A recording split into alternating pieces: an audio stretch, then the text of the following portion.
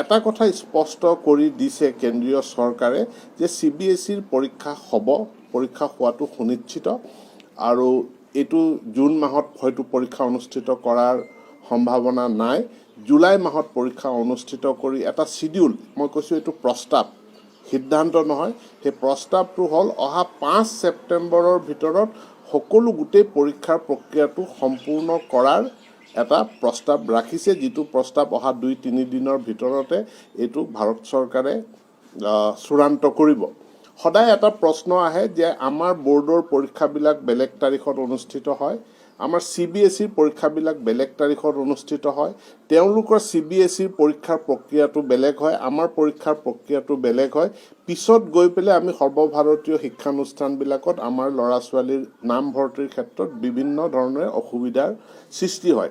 এতিয়া আমি যিহেতু গোটেই ভাৰতবৰ্ষৰ কাৰণে CBSE পৰীক্ষা আৰু আমাৰ কাউন্সিলৰ পৰীক্ষা আজিৰ আলোচনাৰ জৰিয়তে আমি যিখিনি ইংগিত পালোঁ, এই দুয়োটা পৰীক্ষাৰ ধৰণ কৰণ শিডিউলিং এইবিলাকৰ মাজত এটা সামঞ্জস্য থাকিব আৰু তেওঁলোকে যিটো ফৰ্মুলাত যেনেধৰণে কেইটামান ছাবজেক্ট সংকুচিত কৰি হ'লেও যিধৰণে পৰীক্ষা পাতিব, আমিও সেইধৰণে পৰীক্ষা পাতিম।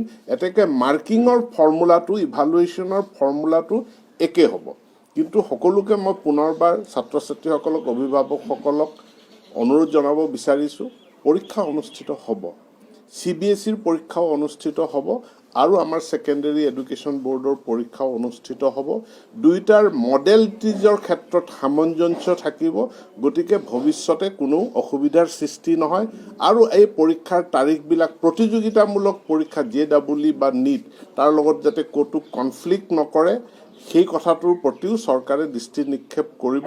এটা খুব সুন্দৰ সামঞ্জস্যতাৰে পৰীক্ষাখিনি অনুষ্ঠিত হ'ব, কিন্তু তাৰ বাবে পৰিস্থিতি উন্নত হ'ব লাগিব। সকলোকে পুনৰবাৰ মই ঘৰতে থাকিবলৈ অনুৰোধ জনাইছোঁ আৰু পঢ়া শুনাত মনোনিৱেশ কৰিবৰ কাৰণে অনুৰোধ জনাইছোঁ।